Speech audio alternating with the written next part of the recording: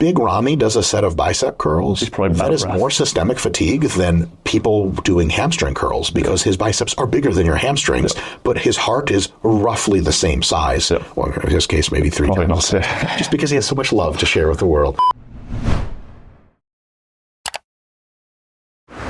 Welcome back. Dr. Milo Wolf today with Dr. Mike Israetel. This is like a later episode of The Sports Scientists where all your friends have left you, and I've come to replace them.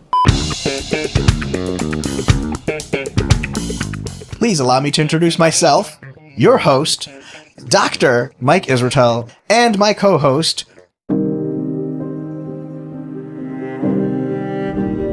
and now it's just all fake doctors. It's true. Or are we the real doctors? I mean, where did you get your PhD from?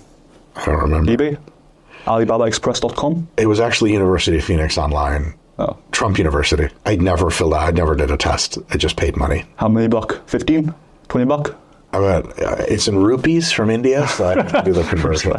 Yeah, the guy from Fiverr take it for you as well. I believe so. Oh, respect. A great company. Anyways, real PhDs, real doctors, in fact, here today for part 2 of the rest time series. Part 1 is over on Renaissance Periodization's channel. But in this video, I want to focus on a more practical application of the rest time stuff. Because specifically, I've seen you use a checklist for should you go for your next set? Have you rested for long enough? Do you need more rest? Or are you making a mistake in your hypertrophy training? And while I know a fair bit, I think at this point, about the rest time research, I'm involved in the most recent meta-analysis on all of the rest time data. In fact, I was involved in the extraction of the data, so I had to look at each individual study and extracted the results. There's about 9 studies, I think. What I want to get from you in this installment of the series is how you use the checklist, what your rationale for it is, and what even is the checklist. So let's start with, how would you recommend a trainee auto-regulate their rest periods between sets? And do you have general recommendations as far as duration of rest goes, and as far as the actual checklist? Sure. The checklist comes as a result of trying to figure out how do we get high quality sets. So we have to answer the question of what a quality set is. And the second part is without resting longer than necessary. Because if you rest a long time, you get all of your energy back and your next set is guaranteed to be ultra productive. The only concern with rest time literature outside of how long you are in the gym is, are you resting so short that each successive set is considerably less productive? That is by itself not a major concern in all cases, because in my view, hypertrophy stimulus works like filling a cup. It doesn't matter if you do it in 20 little spurts of the soda machine or one long spurt of the soda machine. As long as you fill the cup, you're good to go. So as far as my most recent examination of the evidence on rest times, it seems to highly agree with that, such that if you rest very short times, you just have to do more sets. If you rest very long times, you can do fewer sets. As long as you fill the cup, all is well, generally. Now, there are exceptions to that. We do know that very short rest times can interfere with your ability neurally to recruit the musculature. If your cardiovascular recovery hasn't occurred yet, you can gas out before the muscles do anything. For example, if the reason you rack a squat is because you're on rep 12 and you can't breathe anymore, your quads may be 4 or 5 reps away from failure as a muscle, but your lungs are failing. And so if you didn't rest long enough to get your breath back before the last set, you can always do more sets and make up for it, but your efficiency and the degree of other kinds of fatigue, neurological fatigue, cardiovascular fatigue that you're summating just might not make a whole lot of sense. So what I want to do is kind of give people a broad strokes perspective of how long do I need to rest to make it highly likely, not for sure, that the next set I do is going to be a relatively productive set as a standalone concept. I'm not even talking about doing more sets or fewer sets to make for the difference. So to me, it's a couple of things. One is cardiovascular.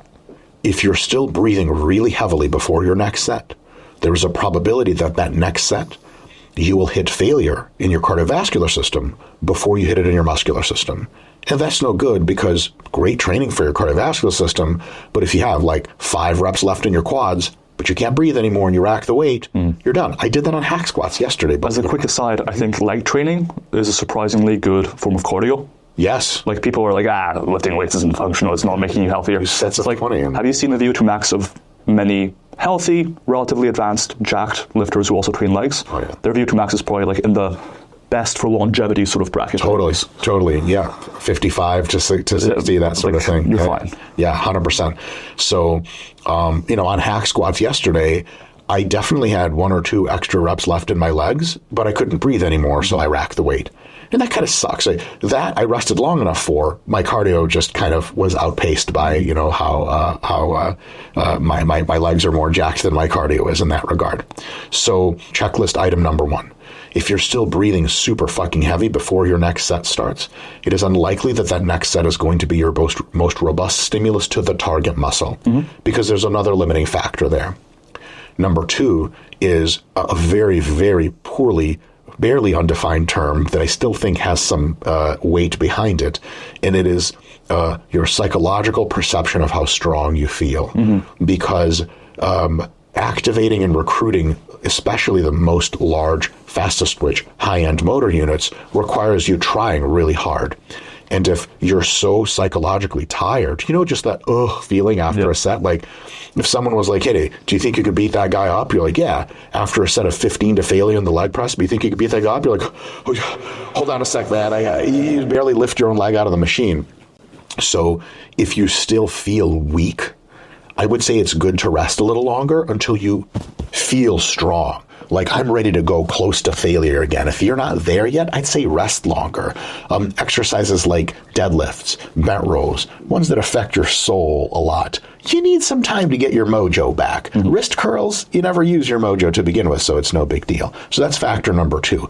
And if you're still breathing ultra heavy, it is unlikely that you're psychologically prepared to go again. Maybe, but also those two have an interplay there.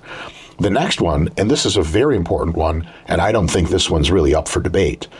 If your synergists are so tired that you can't, synergists or stabilizers of any kind are less recovered than your target muscle, they're going to be the limiting factor on that next exercise, and you will not be able to drive that muscle close to failure. The good example here is if someone's like, hey, you ready to do your next set of squats? Your quads are good to go, but your lower back actively has detectable lactic acid in it, like it still burns. You're going to fail by bowling over in the squat, and it could be 8 reps in reserve for your quads. Now it's just back training. Here's another one, forearms and pull downs. If your forearms are still pumped to shit and fried, don't do another set of pull downs. You're going to get 6. You could have done 18 if you had Versa grips on, right? So that's factor number 3. Synergists can't be the limiting factors. You need enough time for them to rest. Now, in some exercises like calf raises, there are no synergists, so that one just goes away. And the next one is we know that roughly sets of 5 to sets of 30 are effective for hypertrophy, and sets of 1, 2, 3, 4 are very effective, but you have to do so many of them in order to sum up enough juice in the cup to get growth that, like, if you're resting so little time that your next set is 3, so little time that your next set is 2, then we'll just rest a little longer and get a nice robust set to do something with. It's also much easier to focus on technique if you have a few reps to lead into it. If everything's a cluster set, sometimes it gets fucked. So if that muscle can do at least another 5 reps, then you're ready to go and do another set again. Also, for tracking perspective, imagine tracking, let's say if you're doing wrist curls and you were like, okay, I gotta do another 10 sets of 2 or 1 to get to my volume. Jesus Christ, just rest and then get all the 10 reps done in a certain single time. And also the neurological fatigue of that short of a rest time and the imposition of constantly having to work degrades variable number 2. So I would say as long as you can do around at least 5 reps, the target muscle itself is rested long enough to get at least another 5 reps in, that's really good. Here's another thing why they think that last part matters. When you get very fatigued and you start doing like everything is a cluster set, your fastest twitch, largest motor units are generally just smoking a cig at that point. Now, they're still active to some extent. They still get hypertrophy, but not as much. And those are the muscles that grow the most. if you take very short rest times to where you're doing a set of one, set of one, set of one, there is a chance you're majorly focusing on the slower twitch musculature. And they do grow, but not as much. So the faster twitch fibers, they need rest more than anything else. And you want them to be a big limiting factor, but also get some fucking work in. And that means like you're good to go. It's kind of like if you bring your kid to Disney World and you're like, God, we got to hit this ride, that ride. And he's so tired from the last ride that he doesn't want to go yet. Getting him to the next ride, you can put him on the roller coaster, but he's not having any more fun. Where the fuck did you go to Disney World if it not have fun for your kid? I'm not legally allowed. 800 pounds heavy, and he's the jack person 100%. in your father-son relationship. He takes Mickey Mouse's head clean off his body and eats it, and you're like, all is well, all is well. It's all for fun, folks. This is just an illusion. We were there to stimulate a lot of fast twitch fiber hypertrophy as much as we can. Those fibers need time to rest. So that is even more support for that. At least rest long enough to get 5 good reps in and feel yourself. Here's another thing, Milo. If you feel strong, like ready for a set, your faster fibers are probably going to be able to turn on. If you're coming up to your next set with a short enough rest time to where you feel weak, I mean, you ain't recruiting shit. Now, of course, you're going to recruit something. I'm just kidding, but it might not be as much. So to me, that's the 4-factor rest model. Your cardio is pretty good. You feel pretty fucking strong. Synergists aren't in the way, and you rested long enough for at least another set of 5 or so. If you're not checking those boxes and you're going faster, just doing more total sets can probably make up a vast majority of that difference as far as I understand it. But you could be missing out. Some faster fiber stuff might just be cashed out at that point, and then you're doing slower fiber hypertrophy. It might not be as good. But if you're resting, here's the other part of this equation. If you're resting much longer than those factors, so let's say someone's like, you doing another set of legs or what?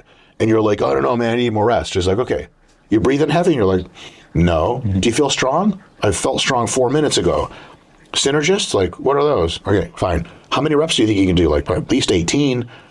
So, like, why are you spending another 5 minutes in the gym where you could have just done another set? Now, the retort to that usually is people say, well, instead of getting 15 reps, I can get 18 reps now. And that's dope. But why not just do 15, rest half the time, do another 10? You're 25 reps versus 18 in the same window of time. And that area under the curve is suddenly much larger. Area under the curve is larger or the same with way less time. So a lot of times it's like you have the psycho CrossFitters, no offense, fellas, just jokes, that will take like 3-second rest breaks between everything and wonder that I can't grow much. And then you have the fucking lazy ass powerlifters, no offense, fellas, all jokes, that are like resting 25 minutes between sets because every set needs to be the perfect set. I think that 4-factor rest model, completely bereft of any direct literature on rest times, gives us a good heuristic model to at least, like all of my shit, soreness pump, the rest of it, detects really bad edge cases and really terrible bad ones on the other end, and puts you into a range that is, and I'll say, reasonable. That's it. Beautiful. A couple of follow-up questions on that in that case. One is, this sounds like it's mostly in the event or in the case of people who are looking to maximize stimulus to fatigue ratio, right, for any given set or any given workout, really. For people and stimulus to time ratio. So you think that same checklist applies verbatim to people who have limited time? Or would you still, because ultimately, spoiler from part 1, if you haven't watched it yet, there is diminishing returns to how long you rest, right? So like, huge. You can get 80 to 90% of the effectiveness of a set, potentially, by just resting 1 minute, right? Might you get up to 100% of the potential effectiveness by resting up to, say, 2, maybe 3 minutes or what have you? Maybe. But then, could you potentially, if you're constrained on time, do 3 sets with 1 minute rest at 80 to 90% of the effectiveness, and only take 5 minutes to do that, versus getting in 3 sets with the optimal effectiveness and getting a bit more hypertrophy overall for, say the same fatigue theoretically. Yes. But in much less time. So here I would say it's not a stimulus to fatigue ratio, it's raw stimulus magnitude. Exactly, yeah. So for raw stimulus magnitude, that's what the scale is best designed for. If you rest longer than the scale, stimulus to time ratio is for sure dog shit. Yep. If you rest shorter than the scale, your stimulus to time ratio can be much better, but the amount of raw stimulus magnitude might be lower. And then it's kind of like, this scale I designed is for people very serious about hypertrophy. Exactly. If you're not super serious about hypertrophy, just pretty serious, compound alternating antagonistic supersets is just basically the way to train. And you're going to get fucking 89% of your gains, and you do not have to rest a long time, and you can still do it. But If you're like, dude, my quads don't grow, but I see you breathing and vomiting between every set, I'm going to be slow the fuck down and your quads might grow better. So essentially with the checklist, for people who are more constrained on time and therefore by STR, so stimulus to time ratio, you would err a little bit on the side of, let's say your optimal rest time, just as far as RSM, so raw stimulus magnitude, would be 3 minutes between sets. For people who are limited on time, you would be a little bit below that typically. Maybe even significantly below Exactly. that. Because I think something that people miss on the stimulus to time ratio and optimizing for time efficient workouts is they'll say, look, I'm losing 50% of my RSM yield per set resting this little. Yeah. Yes, but you're resting 4 times less time. So it's actually a twofold increase. Right. Yeah. So then you get a twofold increase, and then all of a sudden it's like, I'm sorry, if you want to, and this is a public service announcement, if you want a very high degree of jackness for kind of a regular person just trying to look fucking great, and you want to save time in the gym, you are going to be sweating and breathing heavy. Those 2 hours are going to be rough. Oh my Those God. hours a week, yeah, for sure. 100%. Look, if you want to save time, that's a 20 or 30 minute workout. Bro, stack loaded machines or dumbbells instantly go, like a warm set or 2 ready to go, 100%. superset, That's it. drop That's sets. it. And then people say like, well, my set quality has degraded. Dope, but you got plenty of time to do more sets. Yeah. And isn't more sets more time? Sets don't take that much time. Resting takes a lot of time. And the good fucking More sets, news, less if you're rest. busy and don't have that much time to train anyways, is that you probably don't need to worry about fatigue that much. Nope. Like if you're in the gym 2 hours a week or an hour a week, you don't need to worry about fatigue, bro. Yeah, and you just need to worry about training hard. Yes, and everything to failure, by the way, and beyond at that point. And that's a really big deal. And so I think people sometimes misconstrue what it is they're going for. They'll say, I'm trying to save time. Yeah. And then they're like, but what about resting for like a really good peak contraction or robust whatever? And I'm like, no. You're back to being a pro bodybuilder again. Pro bodybuilders spend 2 hours of time in the gym, which they damn well should be because it's their job. If it's not your job, the shit is going to fucking suck. And you're going to do lots of sets in a short time with very little rest. And another bonus point, you get an awesome cardiovascular workout from that shit. If you're a regular person who just wants a great fitness level, 30 minutes, 4 times a week, back-to-back compound alternating supersets is going to get you an unbelievable amount of muscularity, and it's going to be really coming close to the various World Health Organization checklists for cardiovascular work too. And you will understand what we mean if you ever try this. Yeah, no, for sure. The final question I had on this topic is, from your practical coaching experience, being around the gym and all that, if you had to speak in broad strokes, what things impact rest times? Like, for example, do you typically find that lower body exercises require longer rest times to meet these factors than upper body exercises? Do you typically find that more advanced people require longer rest times? What broad strokes can you speak in that will dictate that on principle? Definitely. One is the muscle mass size of the exercise that you're recruiting. So like squats recruit a whole lot of muscle, deadlifts even more. That amount of metabolic dump is going to require more time to rest. Yep. So that's a big one. And another one is how big you are, because that's another way of expressing total muscle volume that you're doing. Another That's one is related because of cardiovascular requirements, right? Oh, totally. Well, so if you're really big, your heart is roughly still the same size. Yeah. It's like It's working harder relatively. Like Big Ramy does a set of bicep curls. He's probably that is breath. more systemic fatigue than people doing hamstring curls, because his biceps are bigger than your hamstrings, but his heart is roughly the same size. Well, in his case, maybe 3 Probably times. not. Just because he has so much love to share with the world. So that's one. Another one is strength. If you're stronger, it's just going to fuck you up more. It's going to cause more fatigue. Another one is if you are have a higher level of androgens, which bridges the male-female gap and the enhanced-unenhanced gap. You have a lot of androgens floating around, you can try really hard. You can't even help yourself. You're a canary in the coal mine. And that's going to mean you need considerably more rest.